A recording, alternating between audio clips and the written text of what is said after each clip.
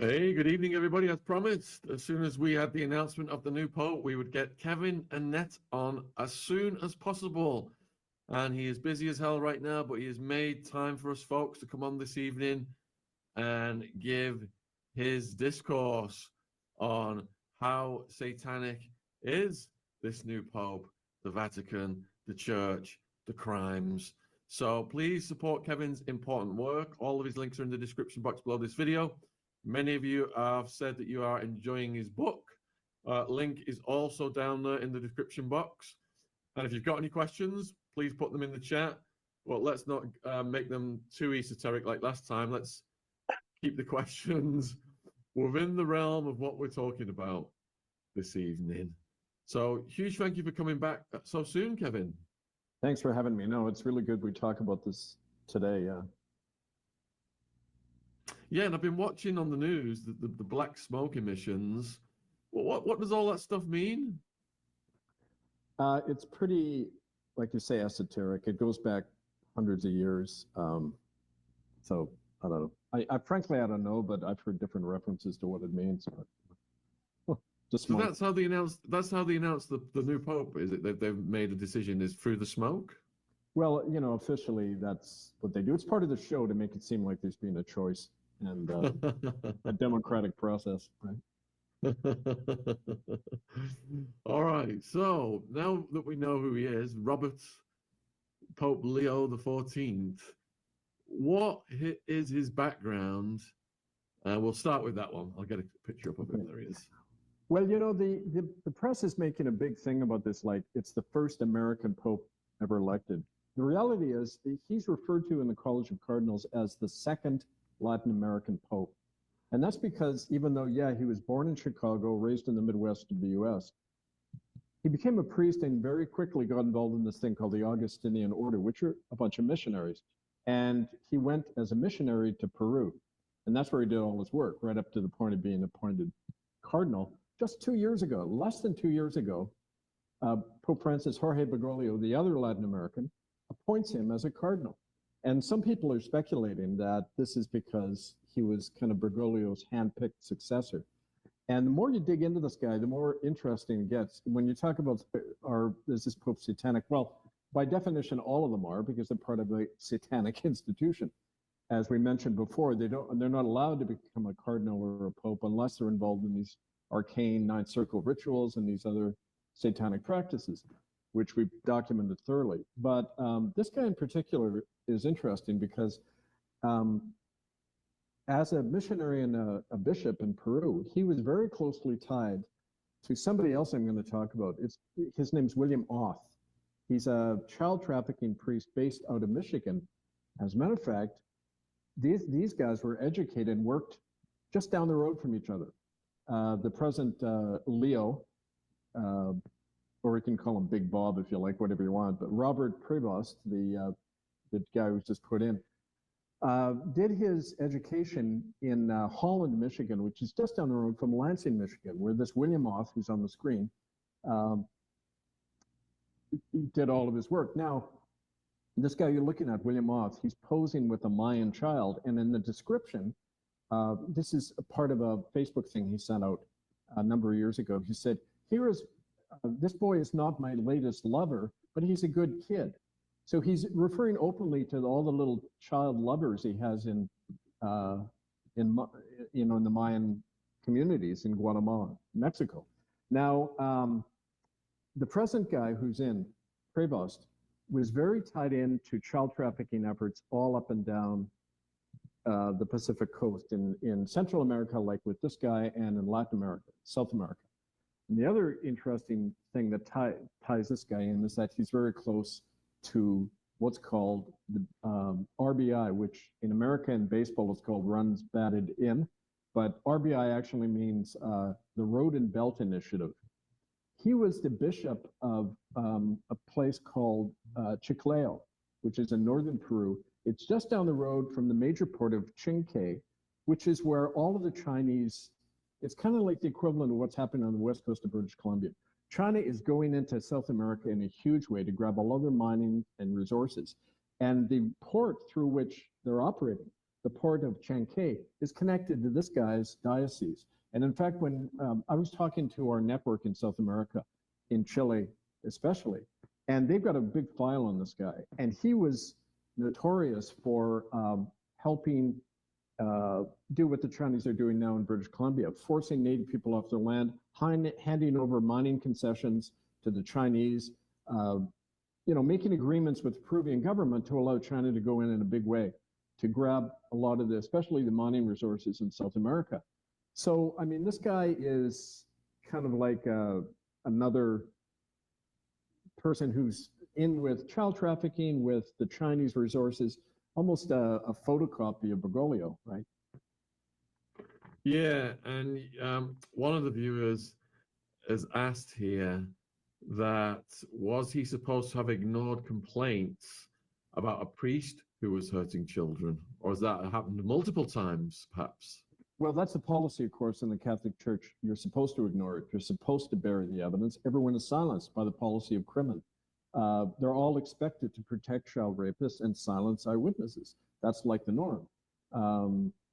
So in terms of his particular incident, so yeah, like I say, in the last day, our common law court in Chile has been gathering information on this guy. We're going to have more specific dirt on him and the role he's played. But as part of his role of bishop, when he was appointed quickly by Bergoglio as cardinal, don't forget, he was appointed cardinal in 2023, soon after Bergoglio and Pietro Parolin, the power in the Vatican, they signed that deal with the Chinese to allow Vatican Bank underwriting for the Chinese expansion, not only into North America, but South America. The whole Pacific Rim, the whole west coast of the Western Hemisphere is now being sucked dry by the Chinese.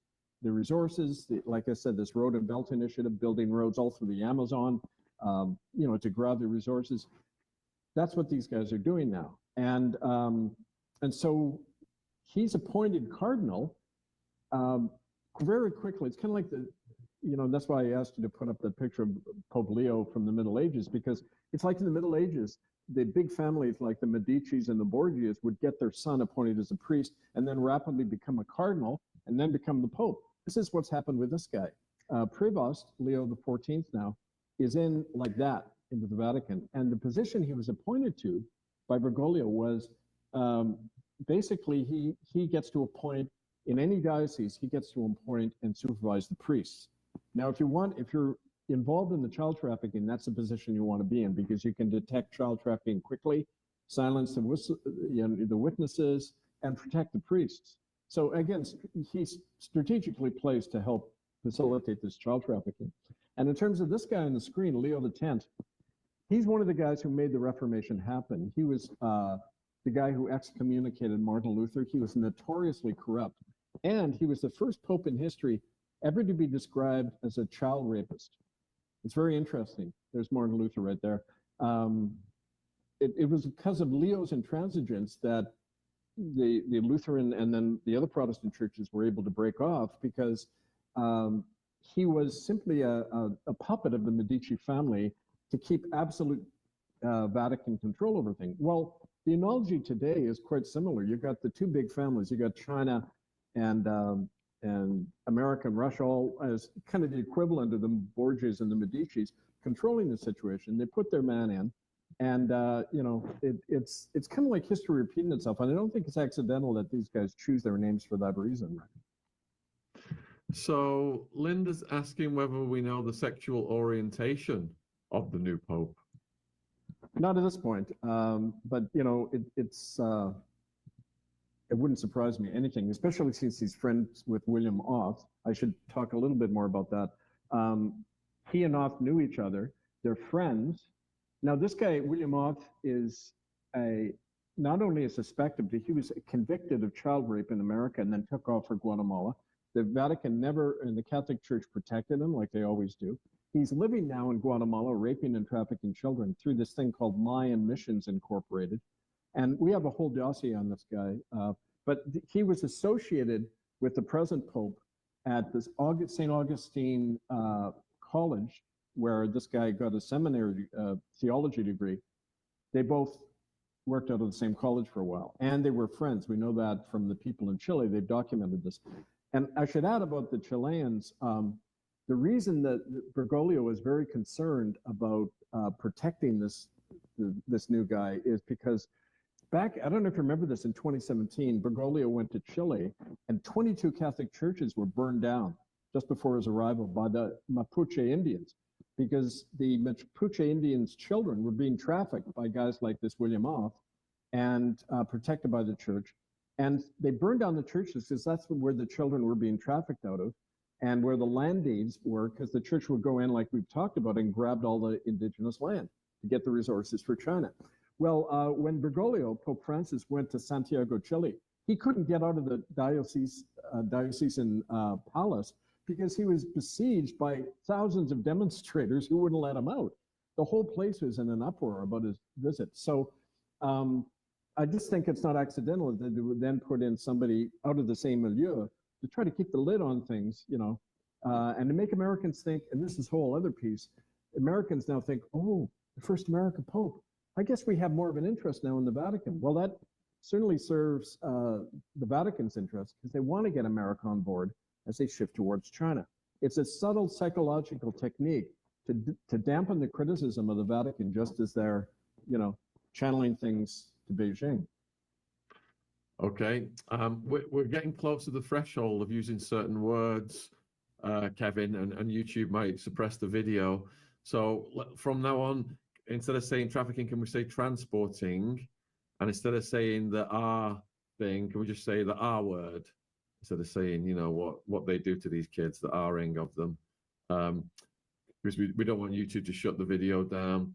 All right, so the next question is, why are these guys so brazen as to take pictures with kids like this guy on the screen? Because they know they got away with it. Because they know it's not, you know, a crime to do that to a child. It's standard Vatican policy to protect, you know, people who rape children, violate children. So it's not unusual. It's just, it doesn't surprise me at all that a picture like that would appear. What's significant is the fact that he's tied now. We've already got strong evidence out there quickly that this present Pope is tied into these networks. And, you know, with the present or the previous figurehead Bergoglio, right? So a lot of people are asking about Trump, right, and, you know, what role, if any, has Donald Trump played in the election of this new Pope? Well, if you remember a few weeks back, Trump dressed up like the Pope on his little site and said he wanted to be the Pope, you know, being the usual kind of dumbass remark. But he was backing a guy called Timothy Dolan. He wanted an American Pope, and he said that all along. Timothy Dolan is a cardinal closely tied with Trump International Banking Interests. So that's one of the reasons Trump wanted him in. He does not like this guy because he wasn't in his immediate little sphere of control. But when you think about it, it helps him in his whole relationship with the Vatican, because now he probably figures he has more leverage having an apparent American into that position of authority. And, you know, I mean, it's always a question of Trump has never done anything that doesn't profit him personally. You know, like, for example, the private prison network that's expanding now because his Attorney General, Pam Bondi, is a former lobbyist for the present private prison corporations.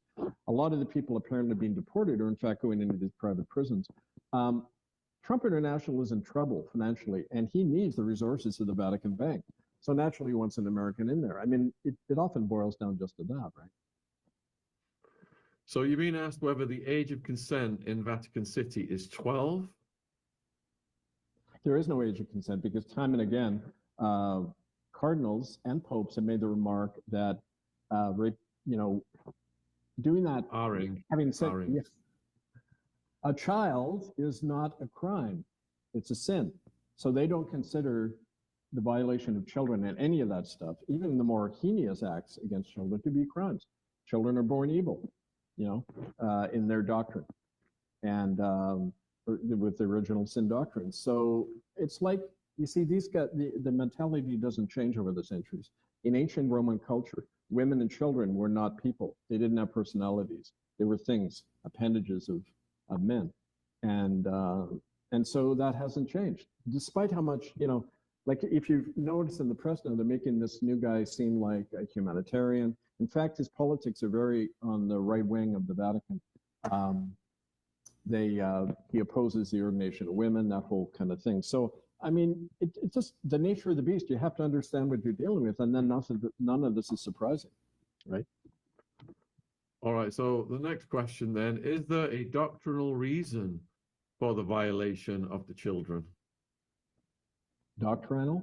Like I say, they believe in original sin. That's their doctrine. People are born depraved, and they're only made fully human by getting baptized and being a loyal slave of the Church of Rome. And so, yeah, that's kind of on a doctrinal level, but in reality, we always know the purpose of these things. It's to traumatize people at a young age. That's how you control them. Do you really think that when you see these masses of people adulating this one man, I mean, where does that come from? The need to worship one man. It's certainly not biblical. In fact, it's interesting because when Jesus in Luke chapter 4, when he was tempted in the wilderness by the devil says to him, Satan says, I will give you all the power of the world. Just worship me. And when you look in my book, Dethrone the Rogue Power, right at the back, we have quotes from various popes. Pope John Paul II in 1996. Have no fear when men call me Christ on earth, for I am he. Pope Francis, Christ made himself sin. You need not go to Christ for salvation, come to me. That's the name of the Pope, Christ Vicari Christi, the one who replaces Christ. So when you say, are they satanic? Yes, they're worshiping Satan, the power, the God of this world, rather than God and Christ who said, my kingdom isn't of this world. So how can people all do that? Massive brainwashing at a young age. Every government, every corporate power in the world needs that. That's how you keep a population in line. I think that's the real reason, frankly. You're getting asked if you can expand on the case of Cardinal Pell, a former altar boy who had been violated, apparently ended his life. Do you know anything about that? Yeah, he was the Australian Cardinal Pell, and Australia is, again, a bad area for this. The thing to understand is that these crimes against children happen, they follow the money. And so Australia, like Canada, is right on the front line of the Chinese expansion to grab resources and everything. And one of our people in Australia, Virginia Cameron, was murdered after she went in by herself, age 69, into a church and began to read the doctrine of crimen solicitanus. I mean, they kill their opposition there. And they get very upset when their crimes against children are exposed. The thing about Cardinal Pell, he was one of the chief advisors to the Vatican Bank. And he was part of a faction fight between the Ratzinger and Bergoglio factions that put in Bergoglio. And he came out on the losing end. But in the course of investigating them, there were a number of eyewitnesses who died quickly, including children or former children who came forward to describe him raping them, R-ing them, if you like, whatever you want to do, however you want to describe it, violating children. And so, yeah, it's all connected to that. You know, it's kind of like, again, like I mentioned the other day, describing scales of the dragon or looking at the whole beast. Once you know the nature of the beast, these things are explainable, right?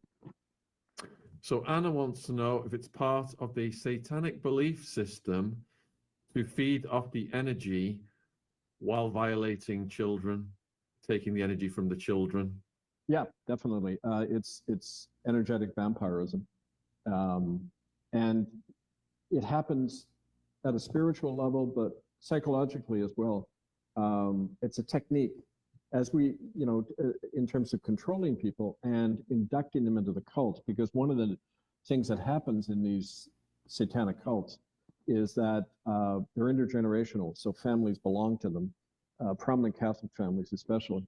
And they are, the first child is usually sacrificed. The other children are trained to do the same thing to their children. So for example, Toos Nijenhuis, the Dutch woman who first introduced us into the Ninth Circle, into awareness of it, she said that her eldest sister was brutally raped and murdered by their own father, and then she was elevated into the cult.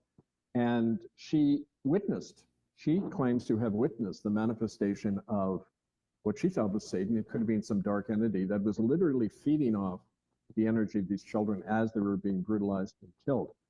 I've witnessed it myself. I mean, I've had experiences of that in Vancouver, which I can describe, which were kind of bizarre, but it involves energy,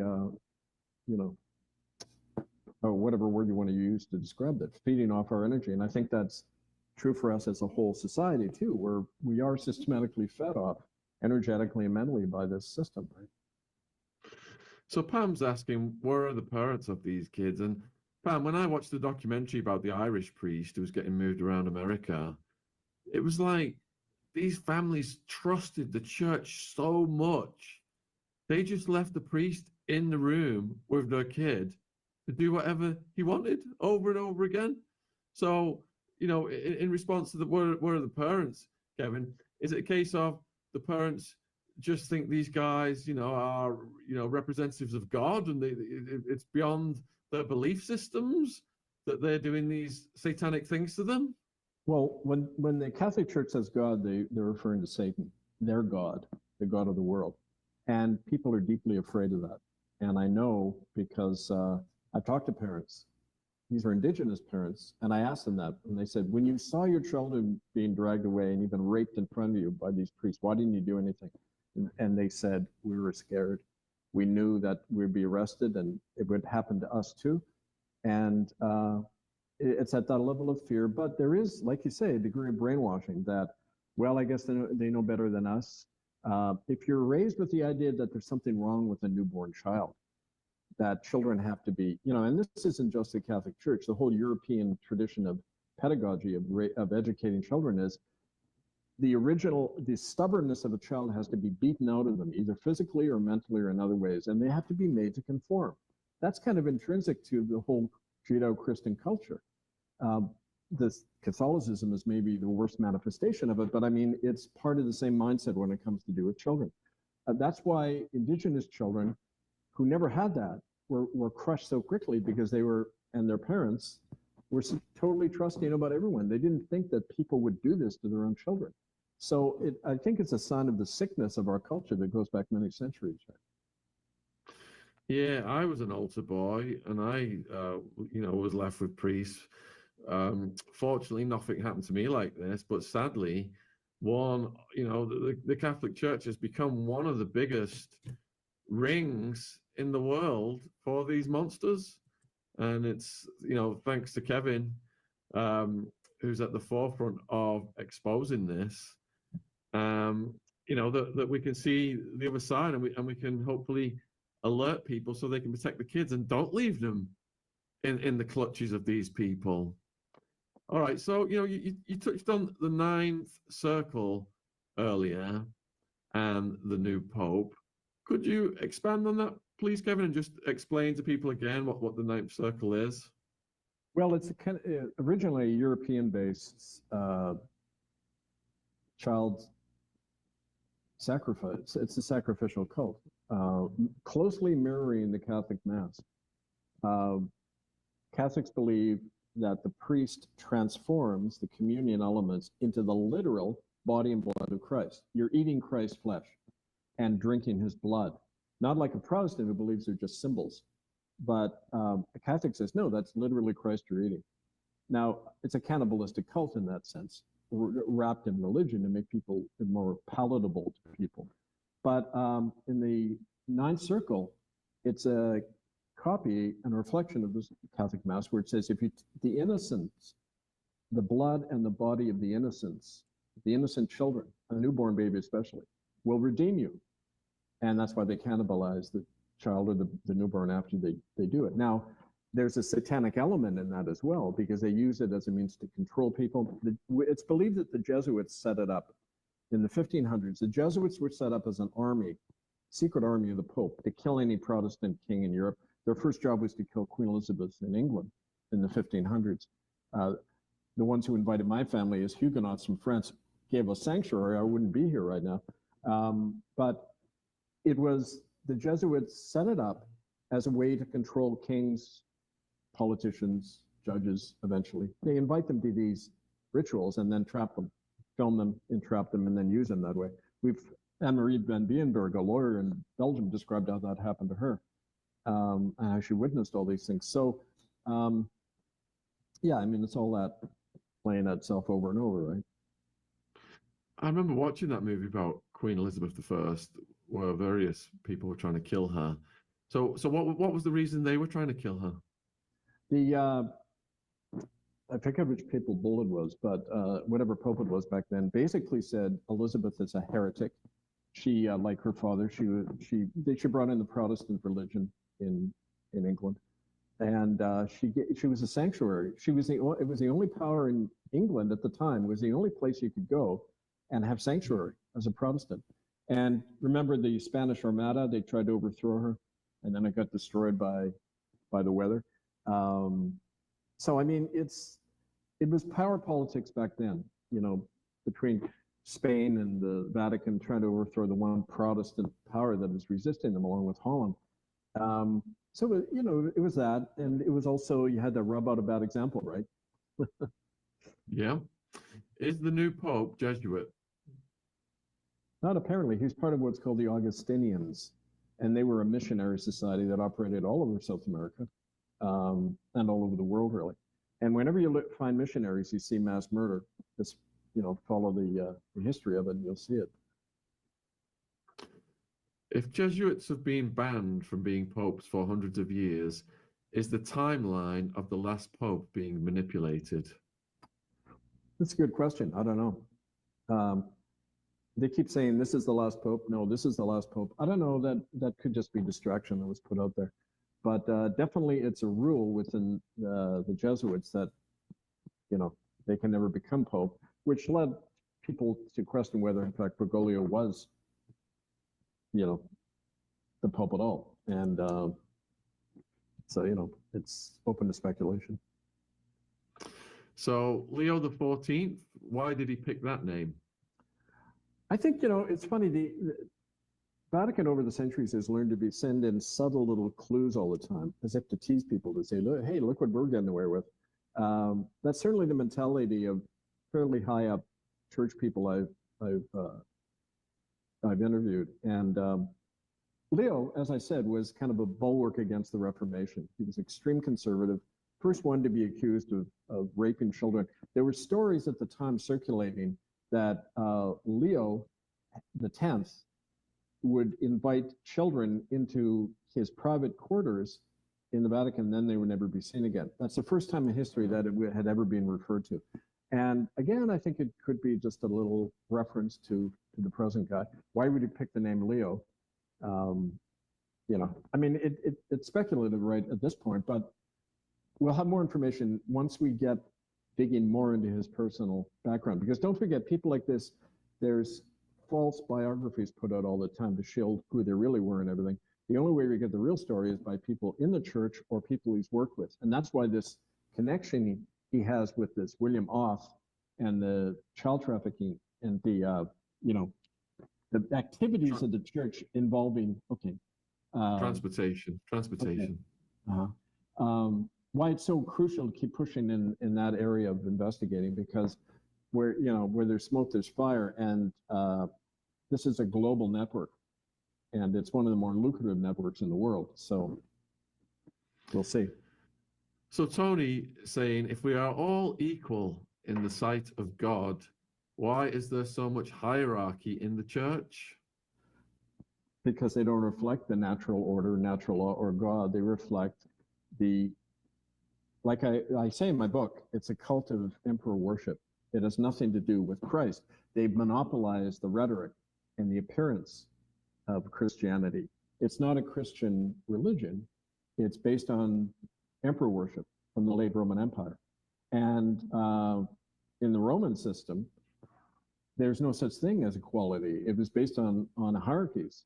You didn't have an identity. There's no name in Latin for the word I. You were an extension of something or someone else. People refer to, the capitalized letters in your ID. That came from the Roman, it refers to a piece of property or a slave. capitis diminutia maxima. It means you are an object that we can manipulate. So the Roman Church has never, it's been the main force in history against equality. John Adams, the second American president, said, if the Roman Catholic Church ever achieves power in America, the republic is over, because liberty and popery are opposed. Two totally different notions, you know, and that's why the Chinese and them get along so well, because they have the same notion of emperor worship. You know, one guy in charge, the corporatist system, the whole global system is based on that now, ruled by one man and or one authority. And so, yeah, it's like asking, why doesn't a lion become a vegetarian, right? Okay, what does his election indicate about the future of the papacy? I think it indicates more that the move towards China is increasing quickly. I mentioned in the last interview how in China, it's the only country in the world where the government and the Catholic Church work together to appoint bishops and cardinals to determine what the public actions and statements of the church. It's like fused. And I think the same thing could very easily happen in America now. I think you're seeing a convergence happening all over the planet where big money, the state and the church merge into one body.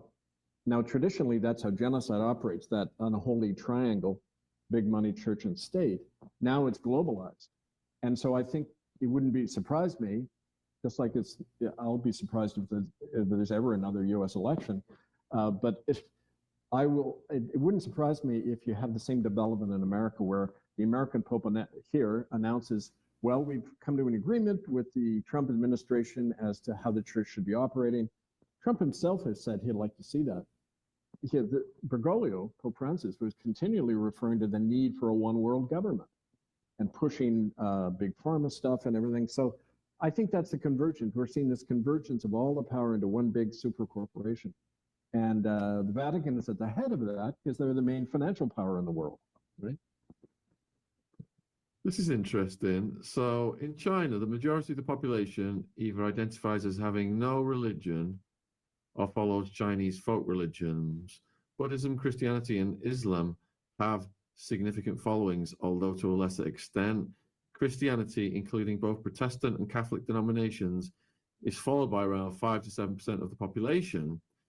When the population is that big, that's still a hell of a lot of people, isn't it, Kevin? That's what I'm talking about. It's proof. If there were more Catholics in China, it would make sense. But if there are only 5% of the population or less, how come the Chinese government is the only country in the world to work with the Vatican? Well, because it's not about religion. The religion, just politics and religion are for the masses. It's to keep people deluded that, you know, there's such a thing as honesty in government, justice, rule of law. It's about money. It's about power, about few over the many. And the best system to achieve that is a corporatocracy, the hierarchy that we've been talking about. The Vatican and the Mao system of, you could call it state capitalism, or the merger of, you know, money and power into one state system, they perfected it. They're bosom buddies. They see the world in the same way. So it's a prototype. It's like what China is doing with the Vatican is like a forerunner to the way the whole world's going to be. And that's why it's important to follow this stuff, because it's like the canary in the mine shaft. What you see going on now with this stuff is going to be the future of the world unless we stop it with an alternative. And that's what we're trying to create on the ground now with the sovereign republics. So we've got 1,500 watching live across all platforms presently. Kevin's absolutely on fire tonight. He's come on very short notice because we've got this new Pope. If you've got any questions, folks, put them in the chat and keep them on point so we can keep Kevin going for some longer. And also all of Kevin's links, books, etc. are in the description box if you are watching this on YouTube. And Kevin really appreciates all the people who've got his book recently and have been in touch and are enjoying it, because there's far more details in the books. But it's terrifying stuff. What we're hearing here this evening, this inversion, and you know we were talking about world politics as well. So with China, then, Are you saying that the Chinese are co-opting, or is it the other way around? The Catholics are co-opting the Chinese? I think each think they're doing it to the other, but the reality is, if you follow the money, the Vatican holds the financial power. And speaking of that, remember when J.D. Vance went to Rome? Yeah. One of our sources in Washington said it was to take a bribe to put Timothy Dolan in as Pope. Bribe not just financially, but which is funny, it's kind of hard to bribe the biggest financial power in the world, but it wasn't that kind of bribe. It was giving concessions to the Catholic Church in America, along the lines of what I was saying previously. And yeah, so I mean, I think it's that. Repeat your question. Sorry, I got off on this tangent. Yeah, we were asking about the co-opting of the Vatican by China and vice versa. Right. So it's the financial pull of the Vatican is one source of power, but the fact that the world's population and economic engine is now in the East gives China the authority. It's why it's going to be the superpower within less than 30 years, militarily and every other way. I think Trump's on board with that. I think that's one of the reasons he's deliberately gutting the country and feeding the conflict, because it's the best way to dissolve America in the face of China's buying up of it. So I think you have a convergence of interests, and so they're in the final analysis, they're all on the same team, but how they go about it is different. You got to maintain the appearance with your own group, your own flock, so as not to alienate them too much. So it's done in stages, right? It's like the frog boiling in the water gradually, right? So IHS on Pope Leo's robes when he was presented to the world, do we know what that means? IHS? Yeah, it's Latin. It means, well, there's different ideas of what it means. In seminary, I was taught it means, it's Latin for Jesus, Savior, and something. I can't remember. It's supposed to be a Latin designation. But don't forget, a lot of those Latin designations are from the Roman Empire. And like there's a thing that looks like a P with kind of an X through it. Laburnum, it's called. It was a military symbol in the Roman cavalry. All of these military symbols and everything went right into the Vatican. That's why I say it's a continuance of the Roman Empire, literally, in every way, including how people see the Pope. Yeah, I'm looking. They say there's an estimate of the Vatican's global wealth could reach $265 billion US. Do you think that's accurate, or is that underestimate? That's a pittance, because don't forget, calculate about 3/4 of the world's bank deposits go into the Vatican Bank or its partner, the Bank of International Settlements in Geneva. And a lot of the offshore accounts and everything, the financial concordats were a certain percentage of tax money from over 100 countries is channeled right into the Vatican Bank without taxpayers or politicians even knowing it or colluding quietly. All the collection money brought in, all their corporate investments, it's in the trillions, but of course they've got to keep fiddling the figures. It's like in Canada, when the government keeps changing the figures about how many children died in the rescue schools, when it was over 50%. Some days they'll say it was 3%, some days they'll say it was 5%, maybe even a bit more. It depends, you rewrite history every 5 minutes, like George Orwell says, to keep everybody confused, right? Yeah, because the last estimate of Chinese GDP is $18 trillion US in 2023. We've got US at 27 trillion, but China is expected to overtake America, isn't it, in the coming years? I think, well, it already has in terms of like GDP and things like that. America's where Britain was after World War II. It's rapidly going down the toilet, and China's where America was. It's the rising power. But yeah, it's how can the Vatican not be bloated with wealth, considering its situation, right? Indeed. James wants to know, what is the best book to buy by Kevin, which focuses on Catholic corruption? Well, of course, this is the most recent one. It goes into all the hard facts. But all throughout my other works, I continually refer to this stuff. If you go to murderbydecree.com, that's my book, which is also on Amazon, Murder by Decree, The Crime of Genocide in Canada. We had to put it online because it kept disappearing from libraries all the time, destroyed. But in that Murder by Decree, you have concrete evidence of how the Catholic Church operated in Canada to commit genocide, to do all these other crimes against children. And then you can get a lot of hard details. But start with that for sure. And like I say, contact me at that email and on the site Shaun has posted. And I can feed you a lot more information on the ground of things we're learning all the time. So that book there that you've got, Dethroning, is there a summary on the back of the cover that you could read to us? The Vatican Incorporated and the Church of Rome is a criminally convicted corporation that has killed more people than any institution in human history. Yet it is treated as a legitimate nation and offers the protection of the law and diplomacy in many countries and at the United Nations, despite its disqualification as a bona fide or lawful power. This book makes the argument for denying the Vatican any presence or membership of the United Nations, backed with the hard evidence of its crimes and illegitimacy. And like, to give you an example, a transnational criminal organization is a criminal body of 3 or more people that traffics human beings, launders money for crime, traffics in arms, and migrant workers. If you do any of those things, well, the Vatican does at least 3 and probably 4 of them. So under law, it's a TNCO. It's a transnational criminal body. Doesn't have the right to operate. And as citizens, you're not only allowed to, but you're expected to not cooperate with that, i.e. not give them money, and seize their property and wealth as reparations. You see, any money you give to the Catholic Church is funding a criminal body. And so you're committing a crime against humanity by doing that.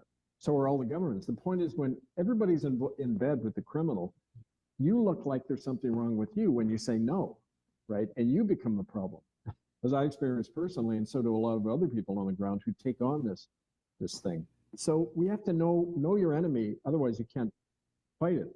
Otherwise you're in its bailiwick and there's no way to stop any of these things.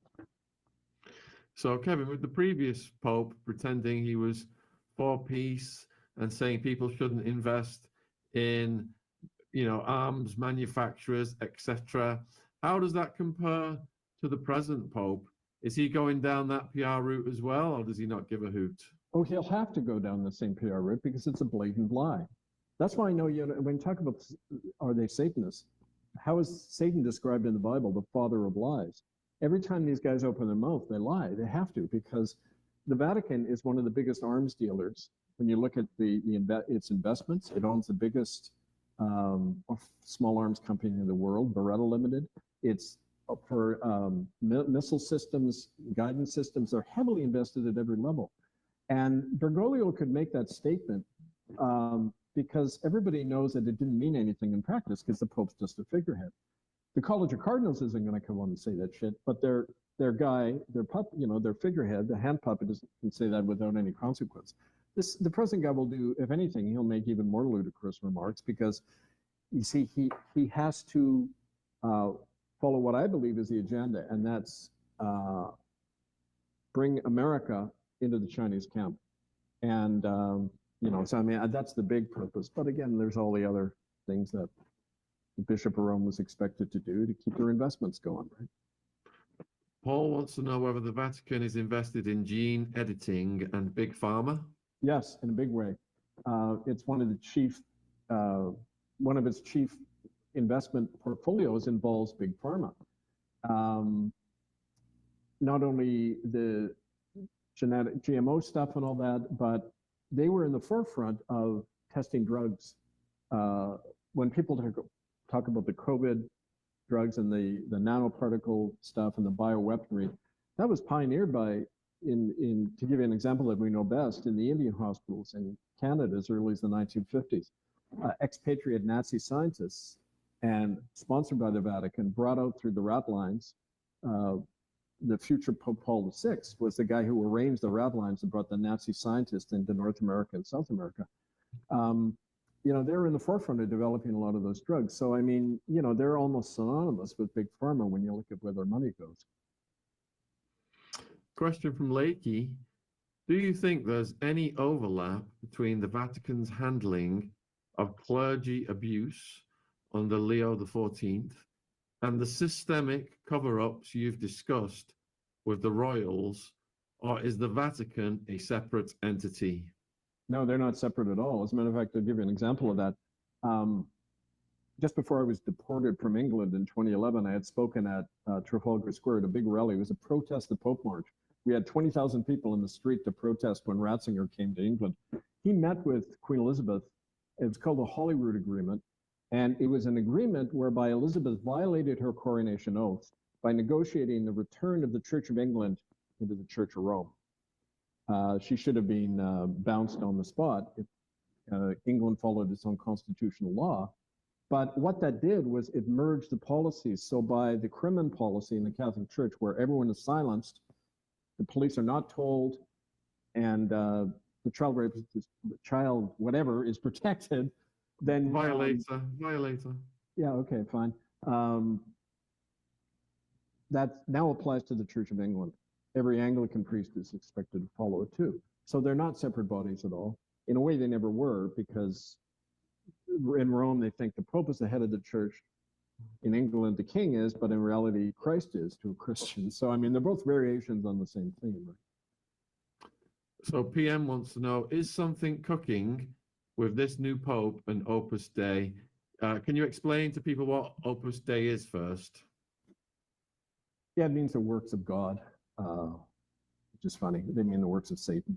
But it was a secret cult, a militaristic cult that started 19th century, mid-19th century, I believe. And they're behind a lot of the military dictatorships around the world. You often see Opus Dei members. When Bergoglio was Archbishop of Buenos Aires, he was friends with the guy who set up the death squads, Jose Lopez Rega, who was an Opus Dei member. They went around and killed anybody who the military junta didn't like. They would take priests and nuns, throw them out of helicopters into the ocean. Well, Bergoglio stood by and did a PR job for the military junta. Well, that was all Opus Dei stuff. I believe most of the generals were members of Opus Dei. They were big in Spain under the Franco dictatorship. So they're also a financial force like the Jesuits. You'll see them in, heavily involved in American banks like Citibank, HSBC, those banks. So, kind of one of the other manifestations of this Satanism we're talking about, right? So Luke wants to know, is the Pope not only the head of the Roman Catholic institution, but also a sovereign king over a nation state? No. Nation states, there's 4 definitions of what a nation state is under the Montevideo Convention of 1933, international law. The Vatican satisfies none of those definitions. They don't have a stable population. They don't have a military power to defend their borders. They don't have border checks or passports, any of that stuff defining a nation. The ability to enter into treaties, they don't.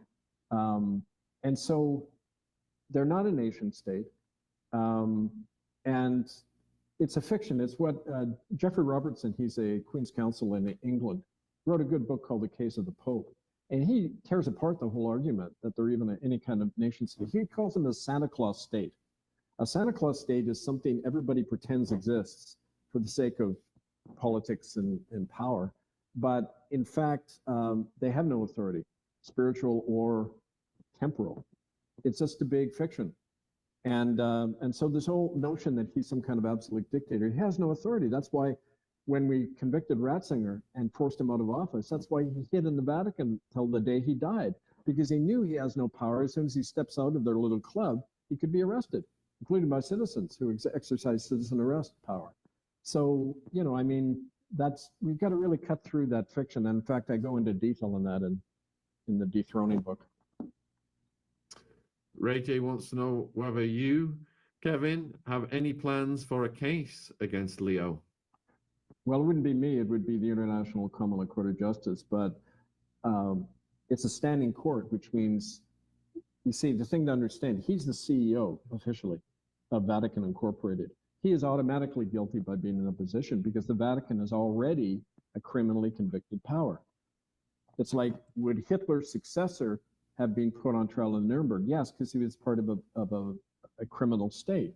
Similarly here, he's automatically investigated, and depending on the dirt that comes up about him and the ability to bring a successful prosecution against him, that'll determine it. But I mean, the real issue here is he's already been found guilty by being associated with that thing. It's not a matter of information and more cases now. It's a matter of enforcement.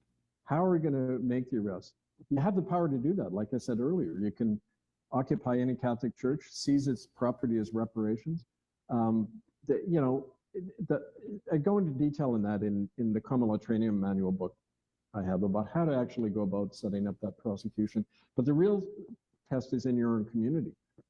You know, every Catholic priest is involved in child trafficking. It's up to the people in your community whether you want that to happen or not, right?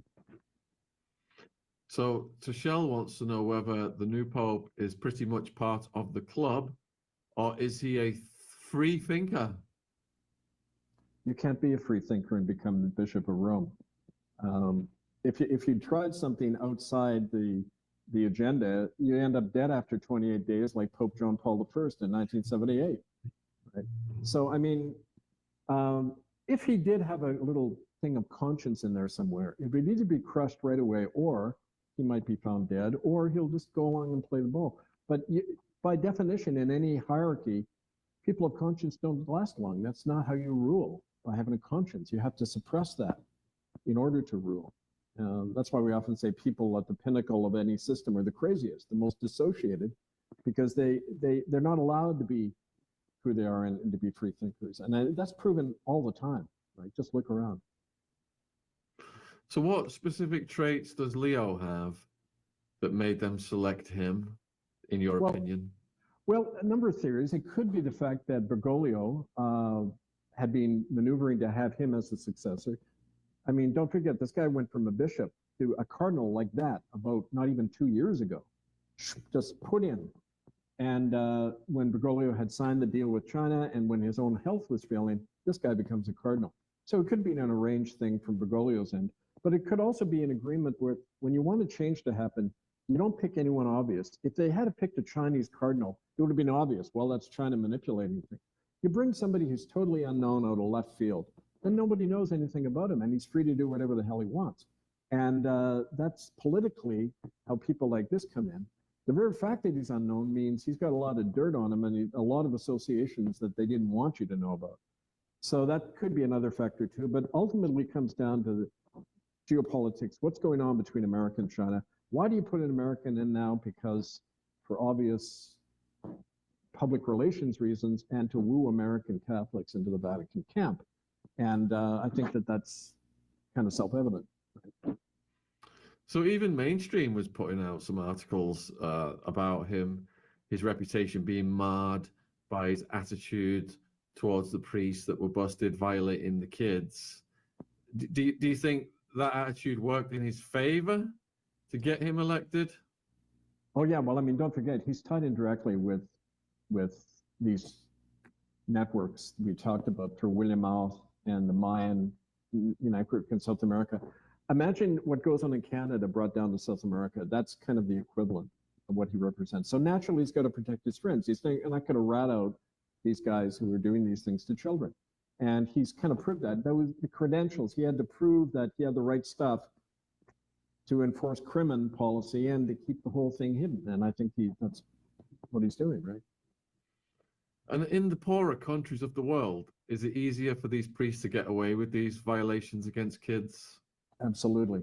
It's if you think it's easy in a place like England or America, where the law is on their side to do whatever they want to children, you know, in a war-torn area or a poverty-stricken area, I learned this when I was in Guatemala and Mexico. It's open season, you know, and parents sell their own children to survive. I mean, that's why they're so. I think that's why the Church of Rome is so big in Asia and Africa and South America, because they can prey on people there more effectively, right? And you know, there was an interesting study done as in Mexico, as people became more affluent, they went to church less. But the people who are in the Catholic churches are always the poorest.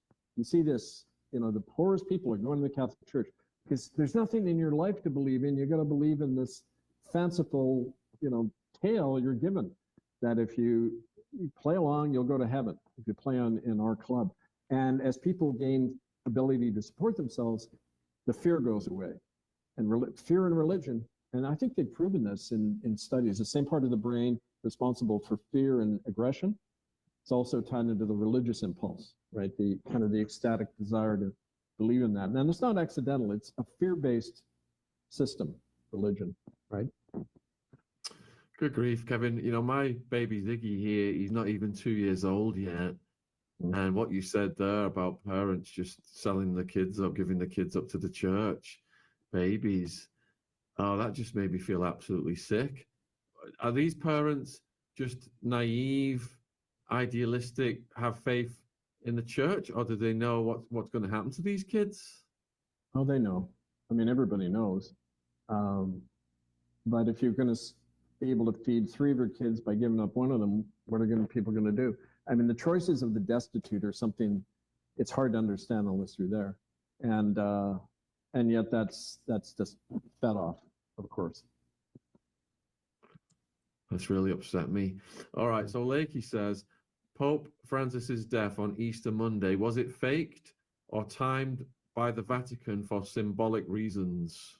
It's a big show. It's always designed for a psychological impact, right? Why was he named after Francis of Assisi in the first place, right? I mean, we had to clean up Ratzinger's mess, so we got to bring in a saintly guy who was, it's just so obvious that all we have to use is our common sense and we can see through these lies, right? Yeah, and I just want to thank the viewers for keeping all the questions on point tonight. The questions just got so weird last time. It was fun, but we've got almost 2,000 people watching live right now. And Ray J wants to know, and please keep your questions coming, folks. Ray J wants to know, what does Kevin think the next few years will show or hide? Personally, I was reflecting on this morning, and I think we're at a point in history like the Reformation. You're seeing a lot of corrupt stuff, but something new is emerging from within it. It always does. It's like the law of nature is anything that appears in one way, its opposite appears at the same time. And we're seeing all over the world this thing I talk about, right? Sovereignty, spiritual, personal, political sovereignty. And that means we're going to see more and more of a opposition and also breaking away happening in the Church of Rome. Like they always portray themselves as this unitary monolith. It isn't. It's breaking up all over the world. I worked with a group of Catholic priests in Ireland called Not in Our Name, and they'd all split up. You don't hear from them because the media censored out all this stuff.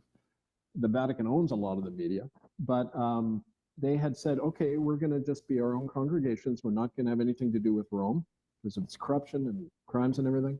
We're just going to go our own way. And you're going to see that. You see that happening all over now. And you're going to see more of that. It's going to get worse and better all at the same time.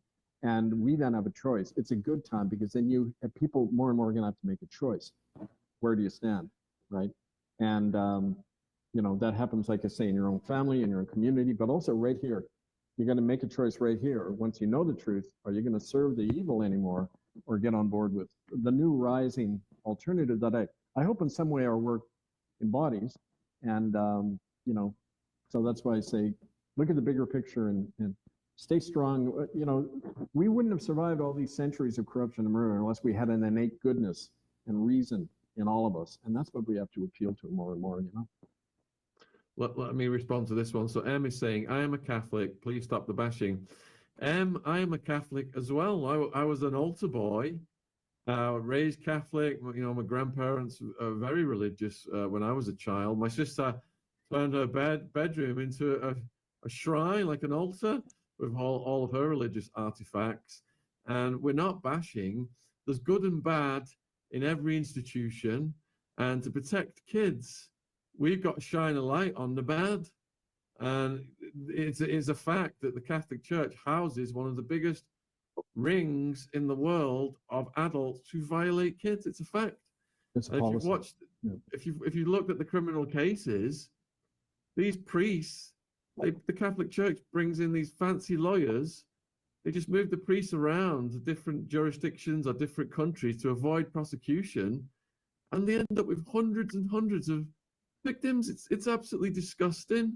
Well, it's so and I would say to the person who wrote that, no, I do not respect a faith that is involved in these crimes and that violates and denies Scripture and the lives of children all the time, and then persecutes people who try to expose it. That's nothing to be respectful of. You can have whatever faith you want as long as it doesn't harm another human being. And I don't understand why that's so difficult to get.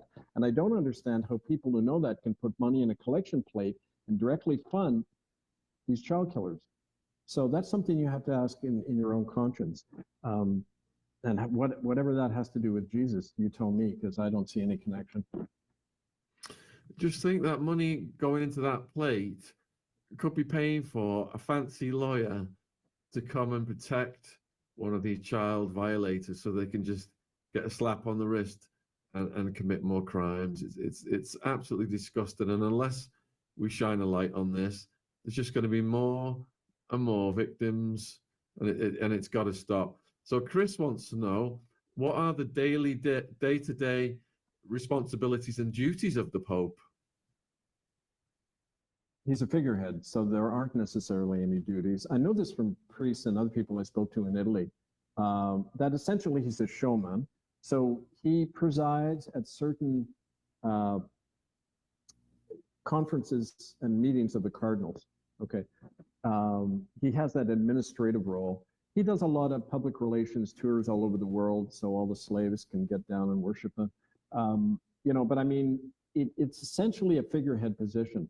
And like I mentioned, the real power in the Rome, in the Vatican, Pietro Parolin, he spends a lot of the time at the center of power, not like this guy. This guy is not at the center of power. And so, that's kind of a short answer. So Angela wants to know, who are the higher up people that control the Vatican? Well, spiritually, the father of lies, Satan, I believe. And politically, and in terms of this world, it's their bankers, it's the College of Cardinals, and it's their connections with various governments like China and that. I mean, like we showed in China, it's run by a joint committee of the Chinese government and the Vatican. So, I mean, in a nutshell. So Franz wants to know if you think this Pope will continue to be involved in moving around and covering up kids, covering up priests who violate kids. He has to. It's the policy that he do so. Crimen Solicitanis. Read it. Go to murderbydecree.com. Read in the appendices, one of the appendices there, the entire policy. Every Catholic in the world, not just every clergy and every cardinal and pope, but every Catholic in the world, and this is again addressed to the previous person who objected about us taking on her church, she is expected to enforce crimen, which means if you know of a child being raped, you're not to protect that child, you're to protect the church, not the child. And you can't tell the police. That's a criminal conspiracy. I mean, imagine if the mafia was doing that. The mafia is saying, we have a policy that any Italian child raped, we're not to tell the police. They'd be immediately arrested. Well, how come they get to do it? Because they have a cross on their building. It's crazy that this guy's in plain sight being elected. He's got a history of doing it, and he's probably going to continue to do it. It's like they just don't care. So AE is asking, how do we go about dismantling this corrupt institution? Well, we outline that actually, the back book of that, right at the back, we say a plan of action. It happens on different levels. First of all, don't attend. Get your friends not to attend. Don't give money if you do. Join our movement. We have, in 9 countries now, we have campaigns. It's called banishment and reclamation. And it came up an indigenous idea that we just go into the churches, take them over. They've been banished from these 9 countries.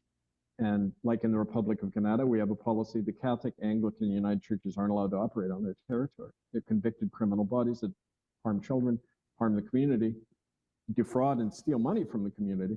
And so they're not allowed to operate. So you can do that from the grassroots. That's how you deflate a system, right at the grassroots. But also you can make this an issue politically. You can say to your politicians, stop giving tax exemptions and any kind of privileges to the Vatican, nullify your diplomatic relation, expel the papal nuncio. It's all described in Dethroning Rogue Power, but also murderbydecree.com. But most importantly, write to us and we can get you involved in that campaign. Yeah, because you're asking, James is asking, how can he join your movement? So with the links in the description box, people can contact you, can't they? Angelfire101 at protonmail.com is the best way. And there's other links that Shaun has up. So Claudia wants to know, do you know who the other two papal contenders were? There are a number of them listed. Pietro Parolin was in there. They had to put him in. Just kind of for appearance sake. There was a Chinese fellow, I forget his name, and also Gerald Lacroix, the Ninth Circle guy in Canada we talked about last time. Okay, so Hazel wants to know, does the Roman Catholic Church brainwash people from childhood by ritual and repetition? Yeah, and well, Shaun, you could probably answer that better because you were raised in the cult, but I never was. But it's also the underlying fear of damnation, going to hell, and you're incomplete without the sacraments. You're incomplete without us. It's that childhood dependency that they never change, right? Yeah, and I was educated in Catholic school as well, so that ritual and repetition extended into our assemblies and our religious education classes. And, to this day, I remember all the sitting up, when you got to sit down and stand up and all the different prayers, Our Father, Hail Mary, contrition, confession. And then they tell you to, the contrition, what you've got, how many Our Fathers and Hail Marys you've got to say. So there's a lot of repetition. All right. Tashelle wants to know, where does all the money from the Vatican go? Oh, well, it goes into places like the international banking cartel are totally integrated with the Vatican Bank. So you could also ask, well, where does all their money go? It goes into the whole financial system. It goes into the military in a big way, all their investments. The problem is we don't know because the Vatican Bank is a completely secret society. You can't audit it. You can't know who the directors are. The only information we've ever gotten is from sources within the Vatican who leak us this information. But it was set up by Mussolini, the fascist dictator, in 1929 to be a closed society. And it's very murky in there, right? And you don't know what they're doing, but we do know that a lot of the world's money is being channeled into it. And, that's something that needs a lot more digging. Haven't a few people ended up murdered associated with the Vatican Bank? Oh, yeah. Yeah, the Roberto Calvi, the Vatican's banker, found hanging under Blackfriar Bridge in London. That happened right at the same time that they killed John Paul I. The Santa Alianza is the name of the Vatican Assassination Espionage Bureau. They killed him, they poisoned him. Anybody who knew John Paul I or worked with him or investigated his death, they were all dead within a year or two, from car bombings, assassinations, so it's all part of that mess, right? Tashelle, is the Vatican the nucleus or head of all Christian religions and churches? No, it's not a Christian religion. And it's part of, you see, this thing came out of what was called Vatican II in 1962, this thing called ecumenism, which meant all the world's religions get together. But it's kind of like the chickens getting together with the elephant. What happens? They get stomped, The notion the Vatican has of ecumenism is that there's no power outside Rome. All of you people are false churches. And what distinguishes a Christian church is the belief that Christ is the head of their church, not a man in Rome. It's a fundamental division. That's why every Protestant church in history used to refer to Rome as the Antichrist. None of them do now because they're all getting funded out of it. And what's called the World Council of Churches which is the Protestant, is kind of like the Protestant equivalent of the Vatican. It's a federation of all these Protestant churches around the world, but they're just a reflection of the Vatican now. They've been completely co-opted as part of the United Nations to create this one world church, one world government system. And I know that in seminary, you know, when I began to criticize the World Council of Churches, they did not like that any more than later when I described the crimes of genocide against children. So, I mean, it's part of the big cabal. And so it's hard to just to say there are such things as Christian churches anymore. I think they're pretty much integrated into the global corporatocracy, right? That's enunciated in Rome. So Corey wants to know what we mean when we're saying that the Vatican is satanic. It reflects the power of this world rather than of God. And I think that should be obvious. I mean, why would God need a cathedral and billions of dollars of money and arms trading and a policy protecting, you know, those who harm children? What does it have to do with God? It should be obvious. It's right in, it's like the elephant in the living room. It's staring at our face. So Satan in the Bible is the one who is the enemy. Satan means adversary, the adversary of God. So, you know, in all faiths, you look at God, it's that they describe it as a spiritual power within us. The kingdom of heaven is within you, not in the church. And Satan represents the adversary of that. And the Church of Rome is, for many reasons you can look at historically, if you read the real histories, you'll see that it's the embodiment of their worldly power. But like Satan, father of lies, it exists behind the lie of piety and co-opting Christ into Christendom, right? And that's a whole history in of itself. And I go into a little bit of that in Dethroning, but I've written some other books on that as well. I'll just add to that my personal belief is crimes against children are the most evil acts anyone can commit, and any institution that enables, condones, protects perpetrators is not pious. It's an inversion of what it's purporting to be. So Jen wants to know, are you aware of what Italians really think about the Vatican? Yeah, I've done a lot of work in Italy. And as a matter of fact, in the fall, in September, I'm coming back to Europe and giving talks all over it. And I'm looking forward to going to Rome. But in northern Italy, there's a whole network of people who are setting up their own common law assemblies. And we're talking to those folks. That's one of the questions I often ask them. Well, how much support does the church have anymore? They say it's a formal kind of support, especially from older people. But like you found in Quebec, in Canada, a lot of people don't go to church anymore. You know, it's like they say 1.4 billion Catholics in the world. That's formal. You know, that's people go to church, as I experienced, on Easter or for baptisms or funerals, but they're not devout. And you don't find that devotion even in Italy anymore. I remember that case in when Bergoglio went to Ireland, which is supposed to be this loyal Catholic country. He got about 5% turnout at the rallies he was to speak at, that they figured. And Italy's a lot like Ireland. But so I think it's crumbling all over the world. And the more the reality of it crumbles, the more you have to create this edifice, this appearance that you're doing fine and you're reforming and we believe in children, all of this garbage, you know, that you can do with billions of dollars at your disposal. But the reality is something much more basic, and you're seeing it fall apart on the ground. And I travel a lot. I see that all over, you know. Almost 2,000 watching live across all platforms presently. Please support Kevin's links and check out his books.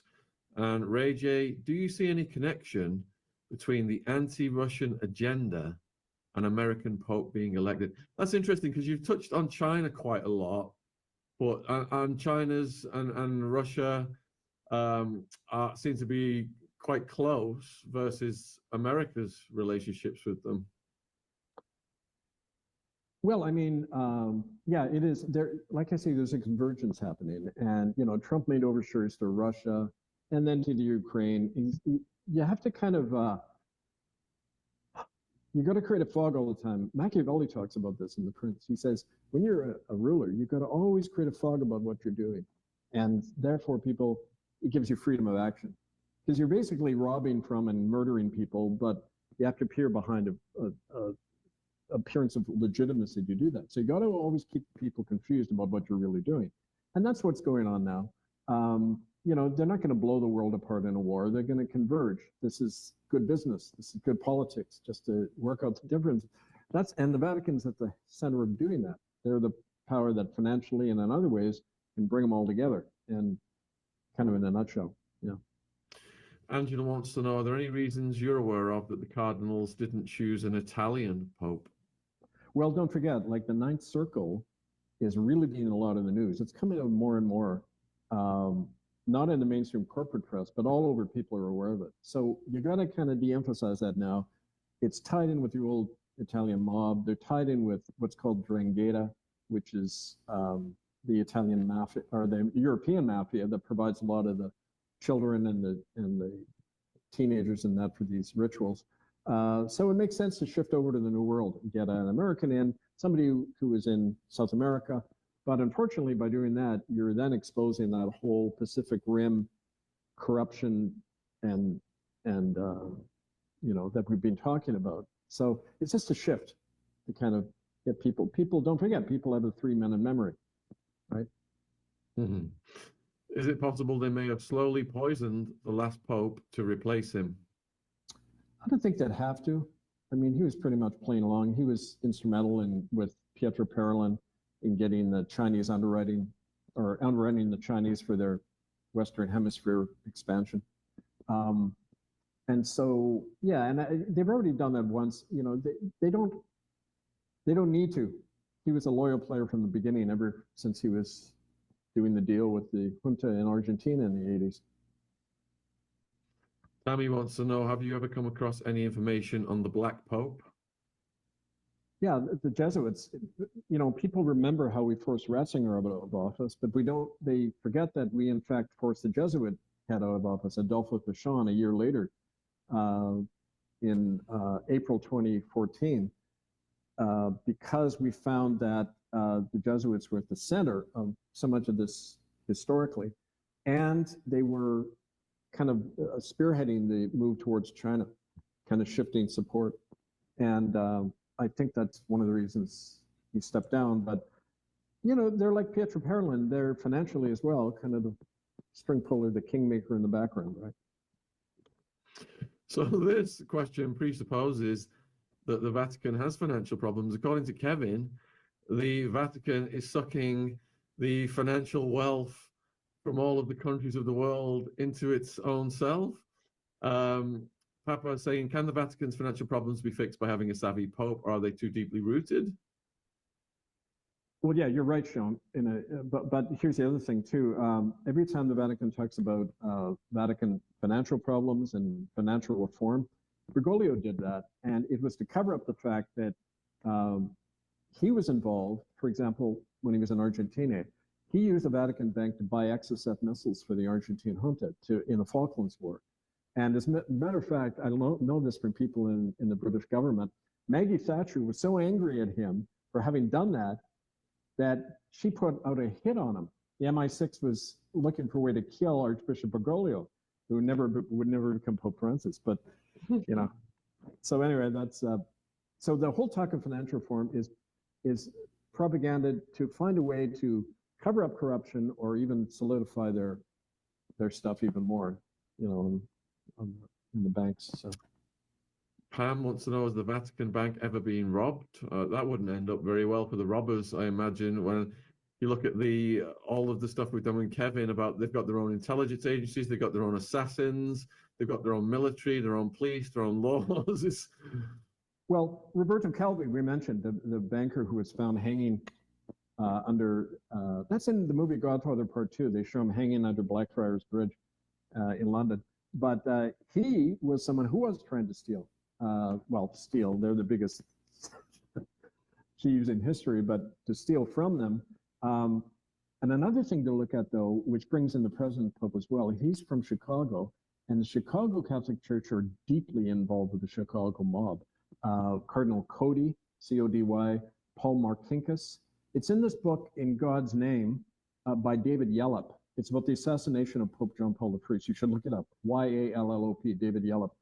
And it goes into great detail of the connection between the Chicago Mafia and the Vatican, and how numerous popes, including Ratzinger, had advisors, cardinals who were openly mafia members, like Cardinal Beveluca in New Jersey, who just before the first trial of a whole bunch of priests in Philadelphia for raping, violating children, he died suddenly. Cardinal Beveluca dies in bed the day before he was to appear in court. And again, it's tied in with the mob connection between Chicago, i.e. present Pope, i.e. Vatican Bank. So there you go. Let me just give a definition before I ask you this question. So Operation Gladio was the code name for clandestine stay-behind operations organized by Western Union, NATO, and the CIA in collaboration with European intelligence agencies during the Cold War. Specifically, Gladio refers to the Italian branch of these networks.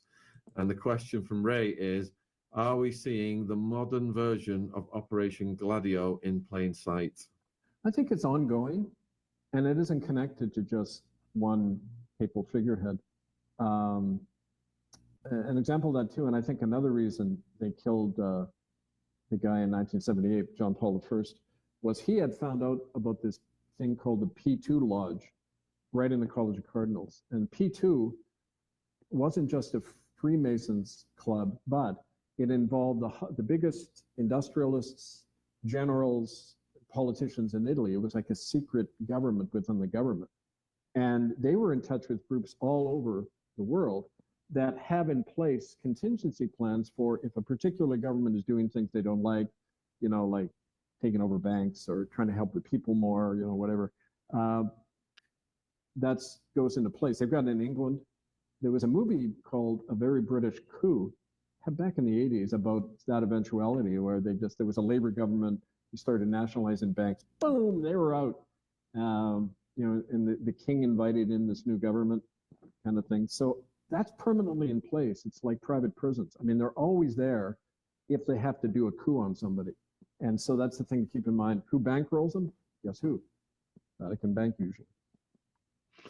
So Jen wants to know, will you be visiting the Vatican on your next trip to Rome, or are you banned?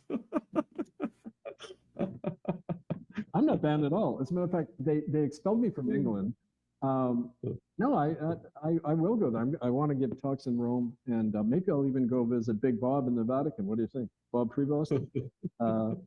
Sit down for tea, I mean, if the reason I'm not afraid about any of this stuff is because when you see through it, and I'll tell you something, the first time I was outside the Vatican when I did that exorcism in October 2009, I expected to feel really intimidated, right? And I'm standing there and I shut my eyes and it feels like there's nothing there. It feels like there's nothing there, like it's a big hologram and it's this big void. And I think, what do I have to be worried about, right?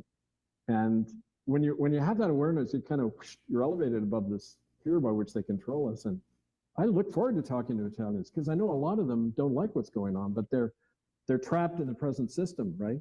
And they need some alternatives, and that's what they're trying to create, right? Linda wants to know, what is P2 in the Vatican? It was like I said, a secret society involving a lot of cardinals. That was kind of part of the secret government system set up to take over if they needed to pull a coup.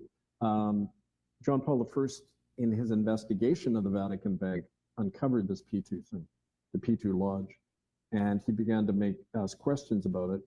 He was a funny guy. I mean, you talk about honest people in the church, like he did things like he didn't want to be carried in on the papal procession, right? He didn't like the idea of someone carrying him in on his back.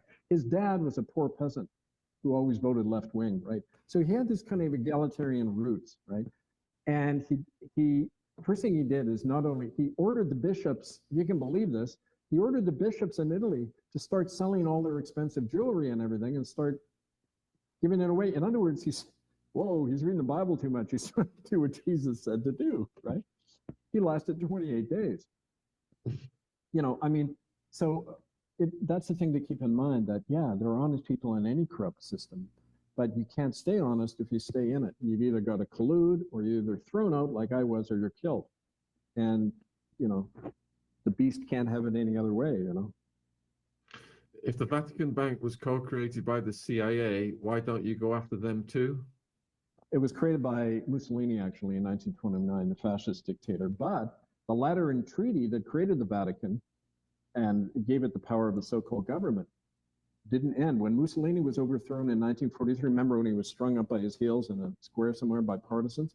That should have ended the Lateran Treaty right there, but it carried on because the CIA intervened. The first act of the CIA when it was formed in 1946 was to sabotage the Italian election. Or was it 1948? I think it was 48. Because the left, the communists and socialists, had been the main force in the resistance in Italy and France, and Nazis and the whole right wing were totally discredited, and so was the church. It looked like they were going to win the elections in France and Italy. So the CIA funded the Christian Democrats in both countries, and they robbed the election. They stole the election. You know, they told all the Italian wives who went to church, all the bishops were saying, if you vote for the left, you're excommunicated, you'll go to hell. And the US Sixth Fleet was offshore Italy, ready to invade if the Communist Party was elected, or left wing. It was a communist socialist coalition that was going to lawfully take power, like in Chile in 1973 when they chopped it up. So the CIA has been very close to the Vatican Bank. How do you go after the CIA? You tell me. Yeah, Kennedy tried. Look what happened to him. So TT wants to know, how modernized is the Vatican in terms of technology? Are they into AI and stuff like that? All of it. They got the money. Why wouldn't they be? They got all the money in the world.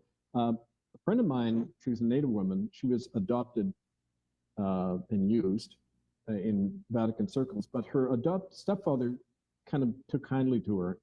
His name was Cardinal Leger, and he took her on a tour beneath the Vatican Library. And she said, this was in the late 60s, state-of-the-art, military-protected archives down there that were the length of football fields. I mean, really vast areas. And if they had that back then, of course they've got everything now, the IT and everything. So, yeah. Again, we need people on the inside to come forward with confirmation of that. Ash wants to know whether you are aware of any other secrets hidden under the Vatican. Well, I think I mentioned this in our first interview about my friend and Cardinal Leger.